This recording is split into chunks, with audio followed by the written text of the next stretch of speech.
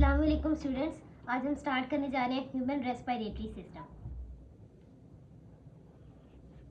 Human respiratory system जो है बेटा, ये 2 पार्ट्स होते हैं ह्यूमन रेस्पिरेटरी सिस्टम के। सबसे पहले हमारे पास एयर पैसेज वे,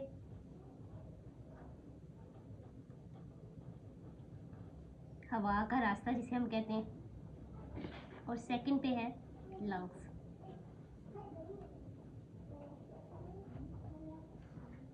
अब जो एयर पैसेज वे है, सबसे पहले हम ड्रॉ करते हैं structure of human respiratory system.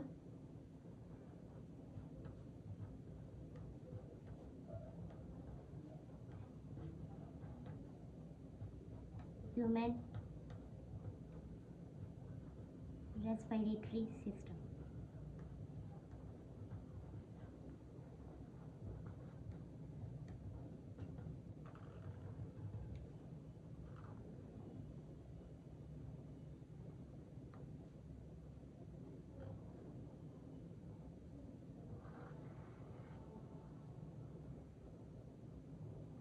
ये जो पोर्शन होता है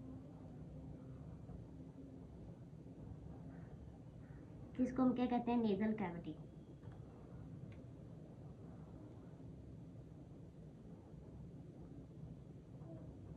सबसे पहले जो हमारा एयर पैसेज वे है बेटा, वो स्टार्ट होता है यहाँ से। ये इस पोर्शन को बेटा हम कहते हैं नॉस्ट्रिल्स। क्या कहते हैं इसको? नॉस्ट्रिल्स। यहाँ से शुरू होता है। उर्दू में नॉस्ट्रिल्स को क्या कहते हैं? नथने। जो हमारे नोज में सामने सुराख हमें नजर आ रहे होते हैं, उन्हें नॉस्ट्रिल्स कहते हैं। यहाँ से हमारा air human respiratory system start होता है, ठीक है। और हवा का रास्ता यानी कि एयर पैसेज वे जो पहला पार्ट है ह्यूमन रेस्पिरेटरी सिस्टम का, वो यहाँ से स्टार्ट होता है। अब इस पोर्शन को हम नेजल कैविटी कहते हैं। ये जो हमें नजर आ रहा है, इसको हम क्या कहते हैं? Nasal cavity. कैविटी का बेटा वर्ड जहाँ पे बायोलॉजी के अंदर आ जाता है, या एक वर्ड होता है साइनस।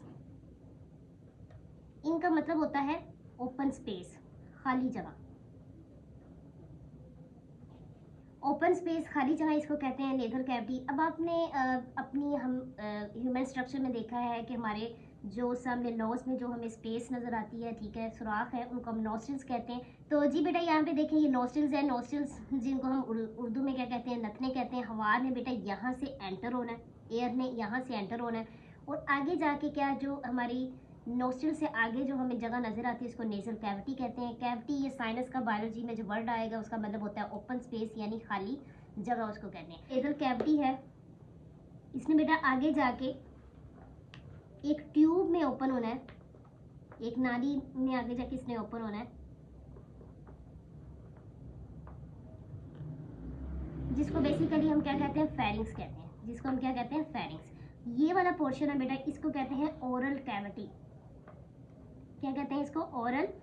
ओरल या इसको बकल कैविटी कहते हैं। क्या कहते हैं इसको? ओरल या बकल कैविटी कहते हैं। जी बेटा, ये हमारे पास क्या होता है? ये नॉस्ट्रिल्स होते हैं, ठीक है। नॉस्ट्रिल्स को उर्दू में क्या कहते हैं? नथने, ठीक है। ये जो हमारे नोज में हमें सामने सुराख नजर आते हैं, उन्हें कहते हैं नॉस्ट्रिल्स, जहाँ से एयर ने बेटा क्या होना है? एंटर होना है। अब आगे नॉस्ट्रिल से आगे बेटा क्या होती है? नेजल कैविटी होती है। कैविटी एंड साइनस का वर्ड जहाँ बायोलॉजी में आ जाता है, उसका मतलब होता है ओपन स्पेस, खाली जगह होता है, ठीक है। तो अब ये यहाँ पे आपको नॉस्ट्रिल्स, इनके साथ ये जो हमारा नोज है, नीचे हमारा माउथ आता है, और माउथ के अंदर बेटा क्या होती है? ओरल या बकल कैविटी होती है, जहाँ पे हमारी टंग, हमारी क्या उसे कहते हैं, जॉस मौजूद है, ठीक है। अब ये दोनों नालियाँ जो है बेटा, ये आगे जाके इन्होंने कहाँ पे ओपन होना है, ठीक है। ये आगे जाके एक ट्यूब में, मतलब आगे जाके इकट्ठी हो जाती है, जिसको हम फेरिंग्स कहते हैं। अब ये जो हमारे सामने नेजल कैविटी के सामने फेरिंग्स का बेटा हिस्सा है, इसको हम क्या कहते हैं? इस हिस्से को बेटा हम कहते हैं नेजोफेरिंग्स। क्या कहते हैं इसको? नेजोफेरिंग्स। उसके बाद हमारी जो ओरल कैविटी के सामने पार्ट है, इसको हम क्या कहते हैं बेटा? इसको हम कहते हैं ओरोफेरिंग्स। क्या कहते हैं? ओरोफेरिंग्स। इसी तरह अब नीचे ये वाला जो पोर्शन है बेटा, यहाँ पे क्या होता है? यहाँ फेरिंग्स का ये जो सारा हिस्सा है, ठीक है, यहाँ पे बेटा एक और हमारे पास चीज़ मौजूद है, जिसको हम लैरिंग्स कहते हैं। क्या कहते हैं इसको? लैरिंग्स। क्या है हमारे पास? लैरिंग्स। अब लेरिंग्स के ऊपर बेटा यहाँ पे क्या मौजूद है? लेरिंग्स के ऊपर बेटा यहाँ पे एक हमारे पास क्या होता है? एक सुराख कह लें, हमारी जो उर्दू की टेक्स्ट बुक है, ठीक है, बायोलॉजी की जो उर्दू में टेक्स्ट बुक है वहाँ पे लिखा हुआ है कि ये फेरिंग्स का जो ये फर्श है बेटा, फ्लोर जो है उसके ऊपर एक सुराख मौजूद है, एक ओपनिंग, एक होल मौजूद है, जिसको बेटा हम क्या कहते हैं, जिसको हम ग्लोटिस कहते हैं। क्या कहते हैं? जिसको ग्लोटिस। अब इस ग्लोटिस के ऊपर बेटा क्या मौजूद है? इस ग्लोटिस के ऊपर एक पर्दा मौजूद है, ठीक है, जिसको हम फ्लैप कहते हैं। ये क्या मौजूद है? पर्दा मौजूद है। इसको हम क्या कहते हैं बेटा? इसको हम कहते हैं एपिग्लोटिस। क्या कहते हैं बच्चों? इसको एपिग्लोटिस कहते हैं। अब हम वन बाय वन इनका फंक्शन पढ़ते हैं कि जी एपिग्लोटिस का क्या काम है, लेरिंग्स क्या करेगा, ठीक है। अब एपिग्लोटिस बेटा क्या करता है? एपिग्लोटिस ने बेटा क्या करना है, आपने देखें जब भी डाइजेशन का जो प्रोसेस बेटा हो रहा होता है, तो हमारा डाइजेस्टिव सिस्टम कहाँ से स्टार्ट होता है? यहाँ से, हमारे माउथ से स्टार्ट होता है, ठीक है। हमारे माउथ के अंदर हमारी ओरल कैविटी है या बकल कैविटी, यहाँ से स्टार्ट होता है। तो एंड कहाँ पे होता है बेटा? एनस पे होता है, ठीक है। तो अब जब फूड एंटर हो रही है, यहाँ पे देखेंगे फूड एंटर हो रही है, ये फूड क्या है हमारी, कहाँ पे आ रही है? हमारी फेरिंग्स के अंदर आ रही है, ठीक है। अब जो फूड फेरिंग्स में बेटा आ रही है, ठीक है, साथ हमारा क्योंकि सांस का अमल तो कॉन्टिन्यूस जारी रहता है हर लम्हे। तो अब बेटा क्या होता है कि इसीलिए कहते हैं कि जब आप खाना खा रहे हो तो बोलना नहीं चाहिए। क्यों? ताकि जो फूड यहाँ पे जो आ रही है ओरल कैविटी से आगे जो फेरिंग्स में आनी है, वो बेटा हवा की नाली में दाखिल ना हो जाए, ठीक है। तो एपिग्लोटिस क्या करता है कि यहाँ पे एक पर्दा है, ठीक है, एक फ्लैप है, तो इसने बेटा क्या काम करना है? ये प्रिवेंट करेगा। इसका क्या काम है बेटा? ये क्या करेगा? ये प्रिवेंट करेगा फूड को, ताकि फूड हवा की नाली में दाखिल ना हो जाए। Prevent to food entering into wind pipe. Wind pipe जो हमारी हवा की नाली है, जिसको हम क्या कहते हैं बेसिकली बेटा? ट्रेकिया भी कहते हैं। आगे ये जो हमारी ये वाली लैरिंग्स के नीचे ये वाला जो पोर्शन बेटा आ रहा है, ठीक है, ये जो पोर्शन लैरिंग्स के नीचे आ रहा है, इसको हम बेटा क्या कहेंगे? ट्रेकिया।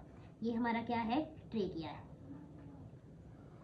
ट्रेकिया को बेटा हम क्या कहते हैं? विंड पाइप कहते हैं। ट्रेकिया को बेटा हम क्या कहते हैं? Wind pipe. अब हमारी किताब में बताया गया है कि जो ट्रेकिया हवा की नाली है बेटा, वो कितनी होती है? वो 12 सेंटीमीटर क्या होती है? लॉन्ग होती है। उसकी लेंथ कितनी है? 12 सेंटीमीटर है। अब ये जो बेटा ट्रेकिया है ना, ये कहाँ से स्टार्ट होती है? ये हमारी नेक से स्टार्ट होती है और फिर आगे हमारी चेस्ट में ये चली जाती है। यही नाली आगे जाके बेटा कहाँ पे डिवाइड हो जानी है? यही नाली बेटा आगे जाके हमारी चेस्ट के अंदर जाके इसने दो के अंदर क्या हो जाना है? तकसीम हो जाना है। इसी एक ट्यूब ने आगे जाके बेटा दो के अंदर डिवाइड हो जाना है, ठीक है, जिनको हम क्या कहते हैं? ब्रोंकाई कहते हैं। क्या कहते हैं बेटा? ब्रोंकाई कहते हैं। अगर एक एक को मैं कहूँगी तो मैं उसको ब्रोंकस कहूँगी, और अगर इनको मैं प्लूरल कहूँ दोनों को इकट्ठा तो इनको मैं ब्रोंकाई कहूँगी। एक हमारे पास क्या आ जाती है? एक को हम क्या कहते हैं? अगर एक इसमें ट्यूब की नाली की बात करूँ तो इसको मैं क्या कहूँगी? ब्रोंकस। अब बेटा होता क्या है, यहाँ क्या होता है कि ये जो लैरिंग्स का ये वाला पोर्शन है, ठीक है, इस पोर्शन को बेटा हम कहते हैं, जहाँ पे ये लैरिंग्स फेरिंग्स के अंदर मौजूद है बेटा, इस पोर्शन को हम कहते हैं लैरिंजियो फेरिंग्स। लैरिंजियो फेरिंग्स।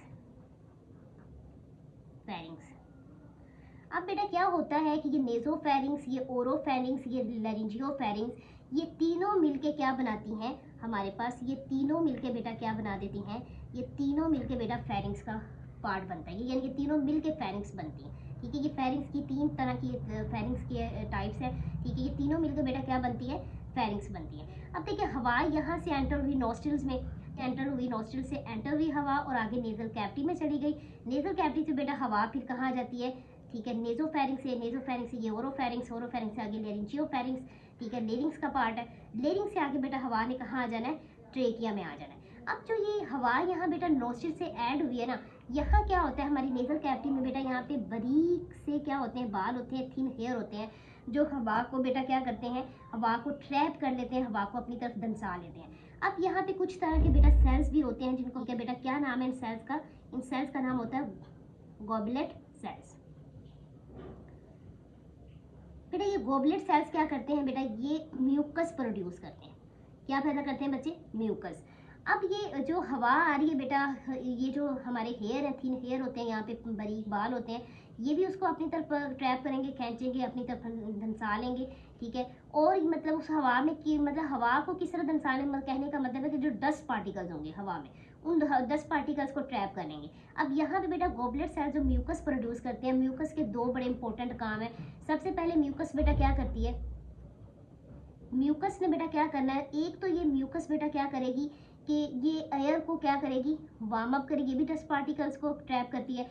दूसरा ही बेटा ये क्या करेगी, एयर को वार्म अप करेगी, जो हवा आ रही है उसको इसने क्या करना है, वार्म अप करना है, इसने उसको क्या करना है, वार्म अप, मतलब उसको ये गर्म करेगी, ठीक है। अब ये क्यों ऐसा करती है म्यूकस, ये रोल क्यों अदा कर रही है, काम फंक्शन क्यों कर रही है, इसलिए बेटा क्योंकि हमारी बॉडी का जो टेम्परेचर है, ह्यूमन का जो बॉडी टेम्परेचर होता है बेटा कितना होता है, ऑप्टिमम टेम्परेचर 37 डिग्री सेंटीग्रेड। अब ये क्या करती है बेटा, म्यूकस इस हवा को गर्म करके हमारी बॉडी के टेम्परेचर के, हमारी बॉडी का जो टेम्परेचर होता है ये उसको इसके इक्वल करती है, बराबर यानी कि टेम्परेचर के कर देगी, यानी जो इसका एयर का टेम्परेचर होगा हमारी बॉडी के टेम्परेचर के इक्वल इसको कर देगी। ये म्यूकस का इंपॉर्टेंट काम है।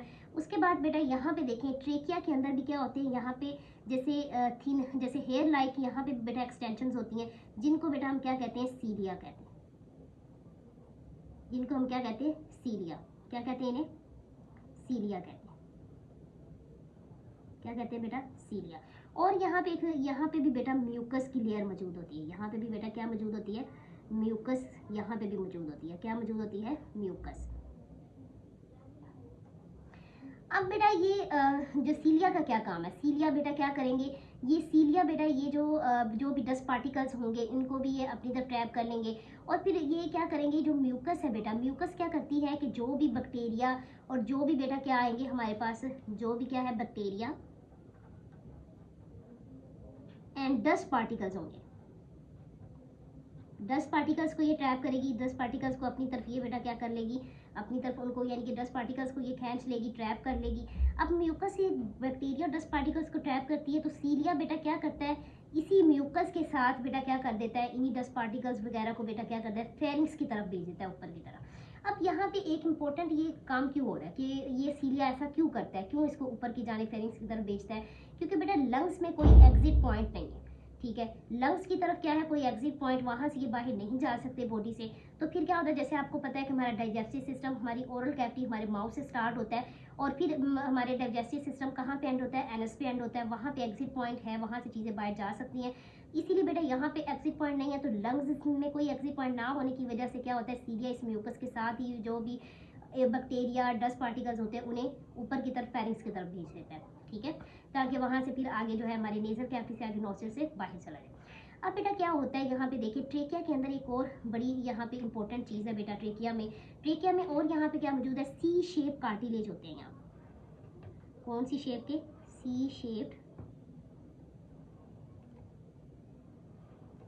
ये जो सी शेप कार्टिलेज है बेटा, इस शेप के हैं सी शेप कार्टिलेज, ये हाइलिन कार्टिलेज होते हैं। इन कार्टिलेज का भी बड़ा क्या है इंपॉर्टेंट काम है, मैं आपको ये आगे चल के बताती हूँ, ठीक है। अब देखें आगे ये वाले यहाँ पे भी ब्रोंकाई के अंदर भी कार्टिलेज मौजूद है, ठीक है, यहाँ पे भी मौजूद है,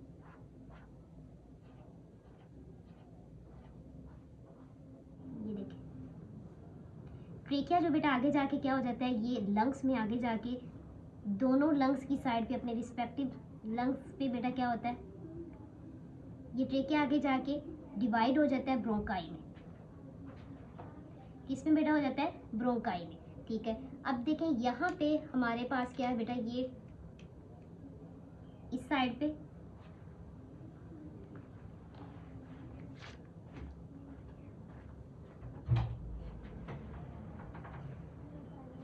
अब यहाँ पे बेटा ये हमारे पास राइट लंग है,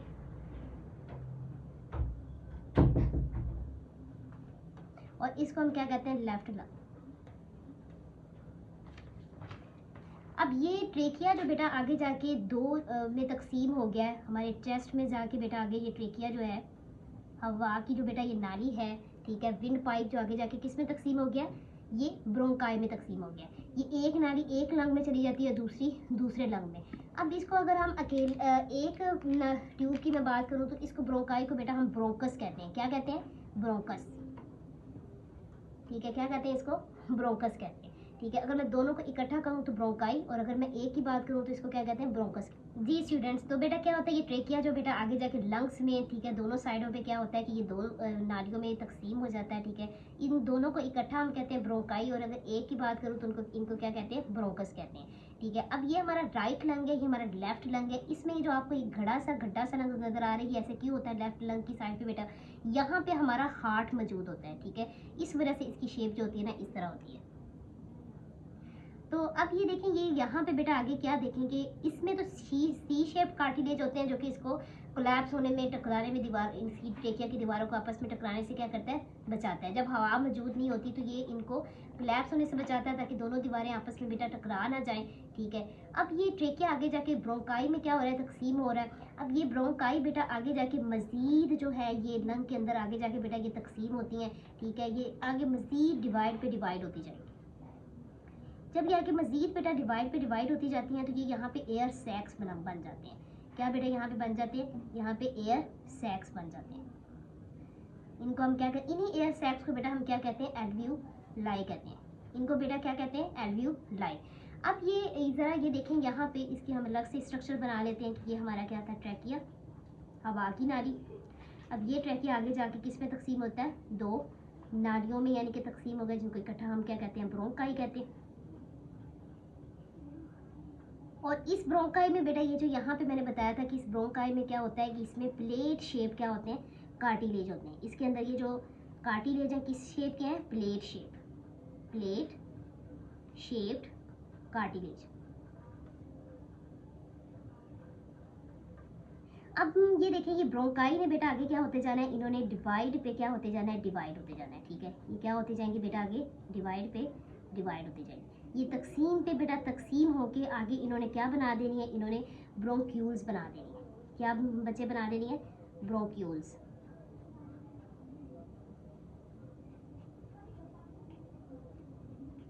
जी, तो ये आगे जब ब्रोंक्यूल्स बनाएंगे तो ये हमारे पास क्या बन जाएंगी, लास्ट पे बेटा ब्रोंक्यूल्स से आगे बेटा बनती हैं एयर सैक्स बनती हैं, जिनको हम क्या कहते हैं, जिनको बेटा हम एल्वियोलाई कहते हैं।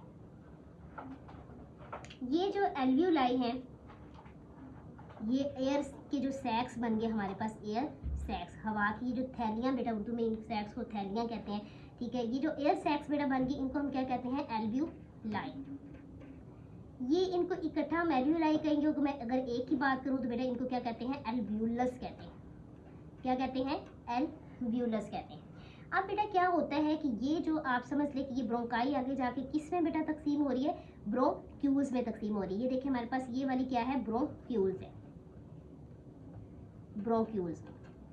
अब जो ब्रोंक्यूल्स है बेटा ये समझ लें कि ये हमारे पास कौन सी ब्रोंक्यूल्स है, ये इनिशियल ब्रोंक्यूल्स। क्या होता है, इनिशियल ब्रोंक्यूल्स। ये जो कार्टिलेज है ये इस इनिशियल ब्रोंक्यूल्स तक बेटा आप लोगों ने याद रखना है कि ये इस इनिशियल ब्रोंक्यूल्स तक क्या होते हैं, ये मौजूद होते हैं। उसके बाद ये जो हमारे पास यहाँ पे ये वाली जो चीज़ है जिसको हम एल्वियोलर डक्ट कहते हैं, क्या कहते हैं, एल्वियोलर डक्ट। उसके नीचे हमारे पास ये एल्वियोलस या एल्वियोलाई बेटा एयर सैक्स बन जाती हैं। अब ये जो एल्वियोलर डक्ट है ना बेटा, एल्वियोलर डक्ट से ऊपर वाली कौन सी होती है हमारे पास टर्मिनल क्या होती हैं, हमारे पास क्या होती है, टर्मिनल ब्रोंक्यूल्स होती हैं। क्या होती हैं, टर्मिनल ब्रोंक्यूल्स। जो उर्दू मीडियम वाले स्टूडेंट्स हैं उनकी बुक पे बेटा ये लिखा हुआ है कि ये जो टर्मिनल ब्रोंक्यूल्स क्या है, ये बेटा छोटी छोटी क्या होती है, ब्रोंक्यूल होती है। इन टर्मिनल ब्रोंक्यूल्स में बेटा कोई भी कार्टिलेज रिंग मौजूद नहीं होती, no cartilage ring, no cartilage ring present. बेटा इनके अंदर क्या होता है कि इनके अंदर कोई कार्टिलेज रिंग मौजूद नहीं होती टर्मिनल ब्रोंक्यूल्स में। और इसी तरह बेटा आगे क्या होता है कि ये जो एल्वियोलर डक्ट है, ठीक है, उसमें भी बिल्कुल भी मौजूद नहीं होती। जब यानी कि टर्मिनल ब्रोंक्यूल से ही आगे एल्वियोलर डक्ट बन रही है, एल्वियोलर डक्ट से ही बेटा आगे क्या बन रही है, हमारी एल्वियोलस बन रही है। अब जरा हम ये देख लेते हैं कि हमारे जो बेटा एयर पैसेज वे है इसके हमारे पास क्या होते हैं, इसके हमारे पास एयर पैसेज वे के भी दो पार्ट्स बन रहे हैं।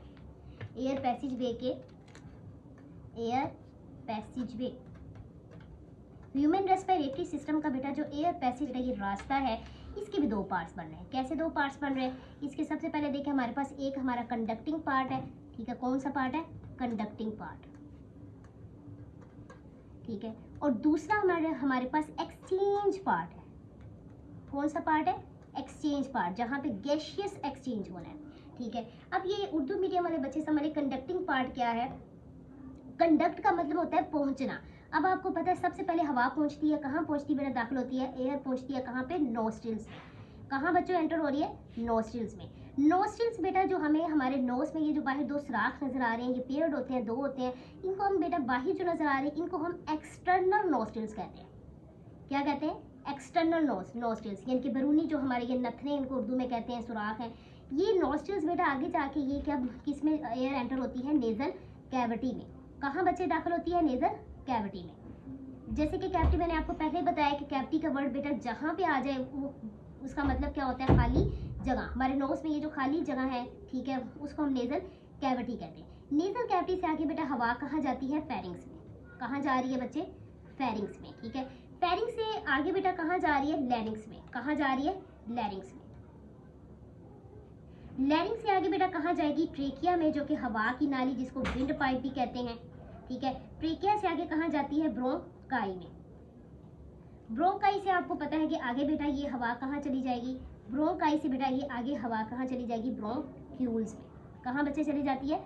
ब्रोंक्यूल्स में चली जाती है। अब देखिए ये जो सारा पाथवे मैंने बनाया है, ठीक है, ये सारा पाथवे जो है यहाँ पे देखिए एयर नोस्ट्रिल्स में एंटर होगी, बाहर वाले जो नोस्ट्रिल्स है, ठीक है, आगे नेजल कैविटी है, ठीक है। अब अंदर भी बेटा ना इंटरनल नोस्ट्रिल्स भी होते हैं, ठीक है। अब नेजल कैविटी में हवा दाखिल होगी, नेजल कैविटी से देखिए फेरिंग्स में, फेरिंग्स में बेटा लैरिंग्स में, लैरिंग्स में बेटा ट्रेकिया में। ट्रेकिया हमारी क्या है? विंड पाइप, हवा की नाली जिसको कहते हैं, क्या कहते हैं?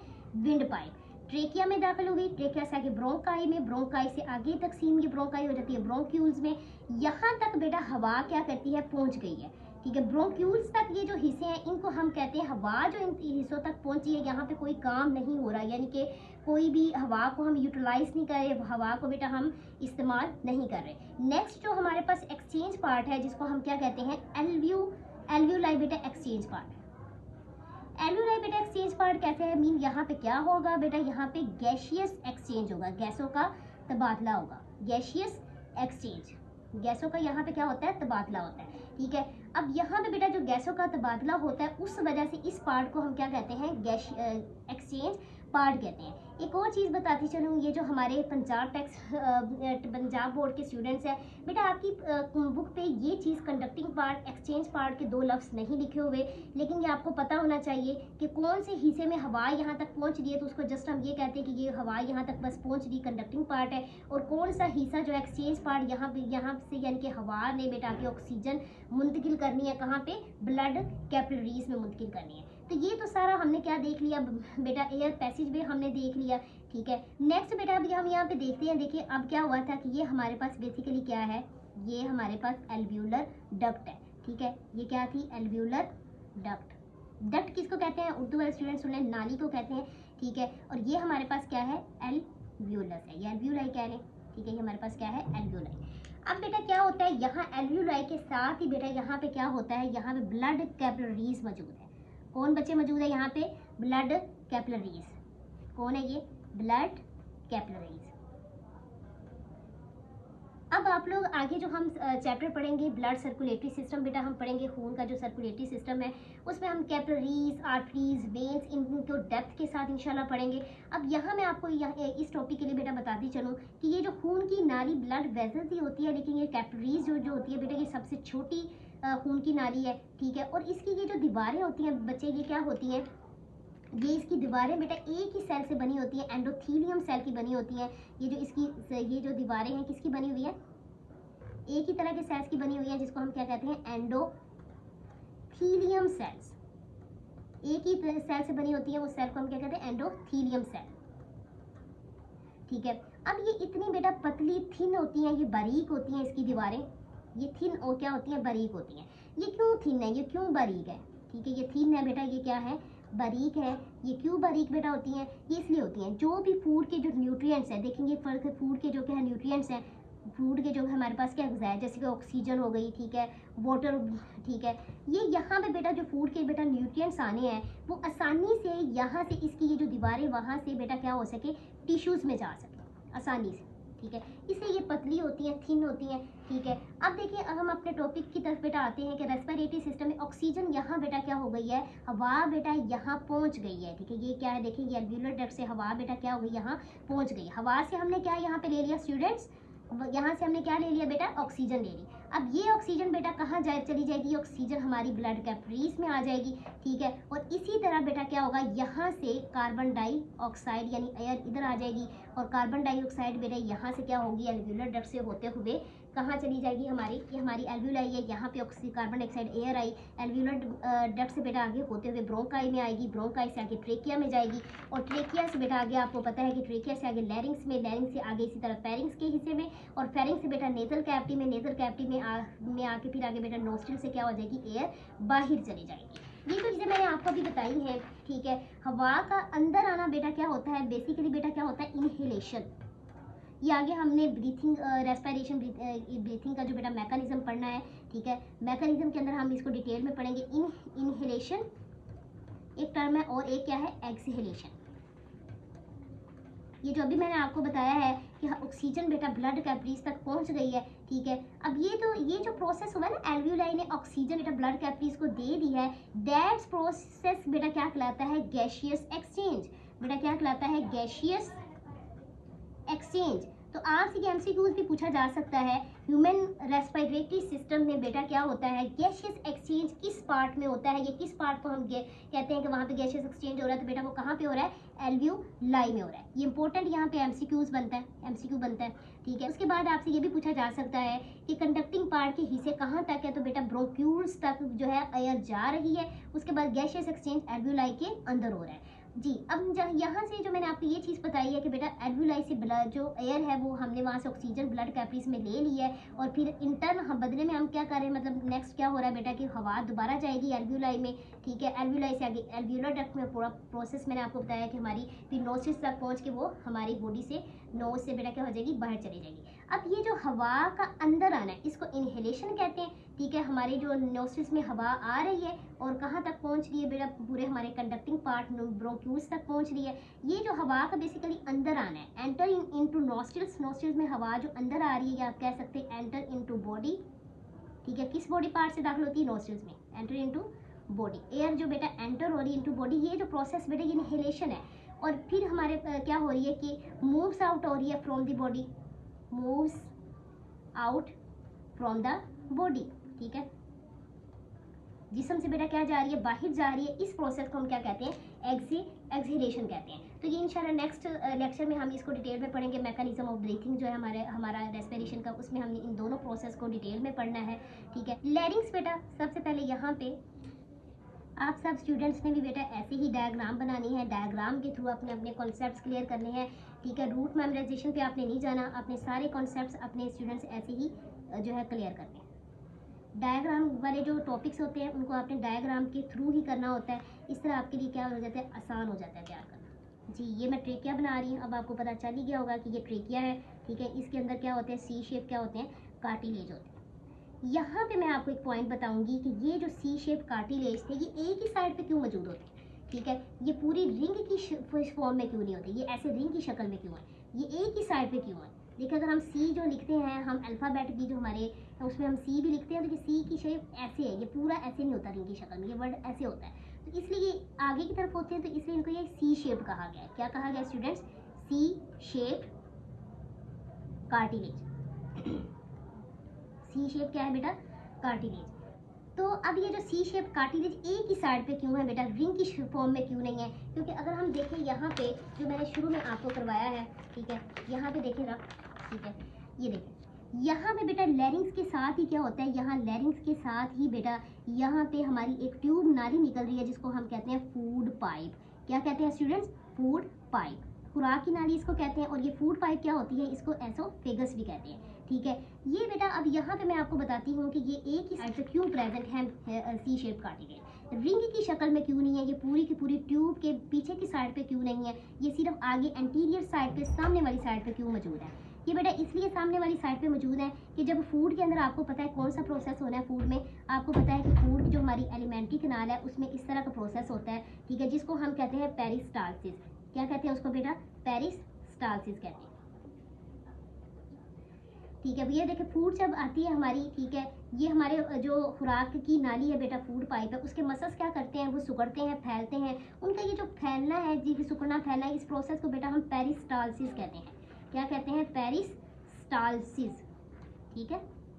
खुराक की जो नाली है, ये फूड पाइप का सूखना फैलना, इस प्रोसेस को बेटा क्या हम कहते हैं। इसी तरह स्वेलिंग का प्रोसेस होता है। हम डाइजेस्टिव सिस्टम जब पढ़ेंगे तो हम इंशाल्लाह ये डिटेल के अंदर पढ़ेंगे पूरा, ठीक है। यहाँ पे जस्ट आपको ये बता दूँ कि ये सी शेप कार्टिलेज बेटा ऐसे एक ही साइड पे फ्रंट पे क्यों मौजूद है, ठीक है। इंटीरियर सामने वाली साइड पे बेटा ये क्यों मौजूद है, ये इस वजह से मौजूद है देखिए, ताकि हमारी जो फूड पाइप है, ये हमारी क्या है, फूड पाइप बेटा क्या कर सके, वो डायलेट्स कर सके, ठीक है, डायलेट्स कर सके, वो फैल सके, उसकी ये वाली मूवमेंट हो सके, ठीक है। इसलिए बेटा ये एक ही साइड पे आगे की तरफ मौजूद है, ये पीछे की तरफ मौजूद नहीं है। अगर ये पीछे की तरफ मौजूद होती तो फिर क्या होता है कि हमारे ये जो फूड पाइप है, ठीक है, खुराक की जो नाली एसोफेगस है, उसका ये जो खुराक डाइजेस्टिव सिस्टम बेटा डिस्टर्ब होना था, ठीक है। अब यहाँ पे देखिए, यहाँ पे बेटा एक पोर्शन होता है, एक पार्ट है, हिस्सा है, जिसको हम एपिग्लोटिस कहते हैं। एपिग्लोटिस के बारे में मैं आपको बता चुकी हूँ कि ये क्या करता है, ठीक है।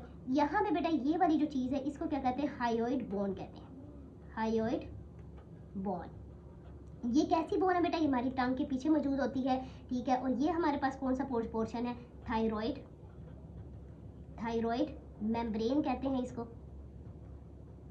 ठीक है। और ये वाला कौन सा पोर्शन है बेटा, इसको हम कहते हैं थायराइड कार्टिलेज।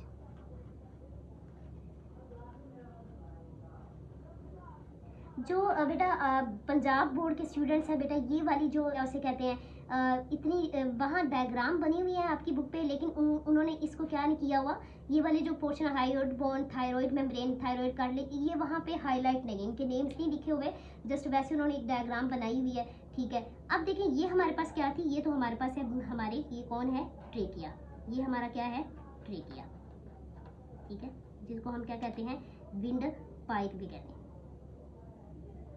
अब ये देखें बेटा, यहाँ पे ये सारी किसकी स्ट्रक्चर है बेटा, लैरिंग्स की स्ट्रक्चर है। किसकी स्ट्रक्चर है, लैरिंग्स की स्ट्रक्चर है। लैरिंग्स का हमने ये स्ट्रक्चर जो सारा पढ़ा है, इसमें बेटा क्या मौजूद होते हैं, ये लैरिंग्स को हम वॉइस बॉक्स भी कहते हैं, वॉइस बॉक्स भी इसको कहते हैं, या इसको क्या बेटा क्या कहते हैं, साउंड बॉक्स भी कहते हैं। इसको हम क्यों कहते हैं कि ये आवाज़ का आला क्यों है बच्चों, ये स्टूडेंट्स, ये क्यों इसको हम आवाज़ का आला कहते हैं, क्योंकि बेटा इसमें क्या मौजूद होते हैं, वोकल कॉर्ड्स, क्या मौजूद होते हैं, वोकल कॉर्ड्स मौजूद होते हैं।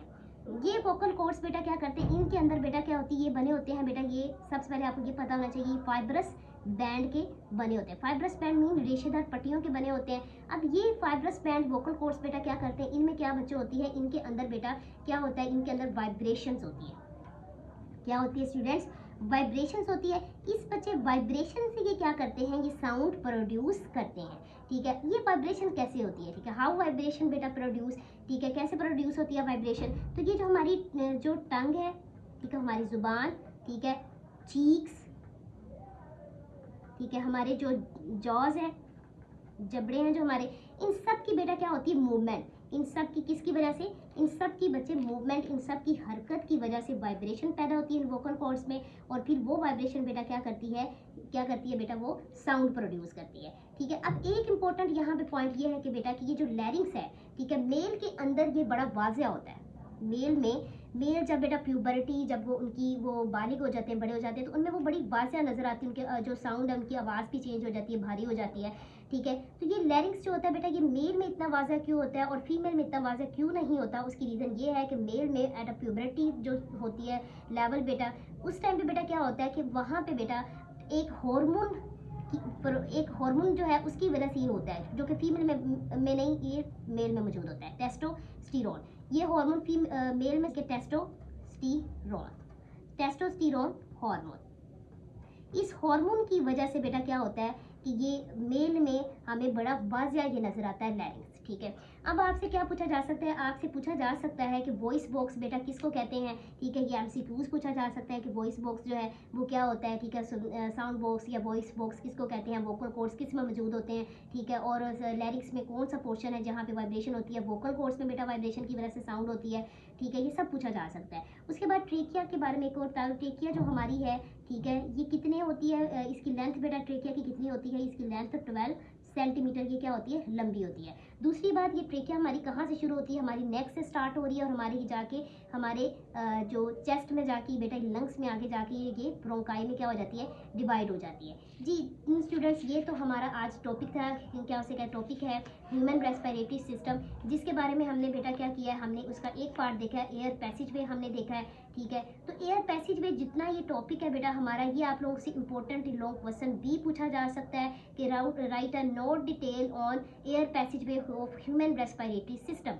ह्यूमन रेस्पिरेटरी सिस्टम के पैसेज वे पे जो है एक डिटेल नोट लिखें। तो ये एक इंपॉर्टेंट लॉन्ग क्वेश्चन है, ये बोर्ड में इसके आने के चांसेस हैं। तो इसको आपने ऐसे ही डायग्राम के थ्रू करना है, ठीक है, और एक एक पॉइंट आपने ऐसे ही नोट करना है। जी स्टूडेंट्स, अगर आपको मेरा लेक्चर जो है वो अच्छा लगा है, पसंद आए, तो इसको अपने फेलोज़ के साथ, अपनी क्लास मेट्स के साथ शेयर करें, अपने रिलेटिव्स के साथ, दूसरे लोगों के साथ शेयर करें, और इंशाल्लाह आगे मज़ीद इसी तरह आपको लेक्चर जो है मिलेंगे। जज़ाकल्लाह, अल्लाह हाफिज़।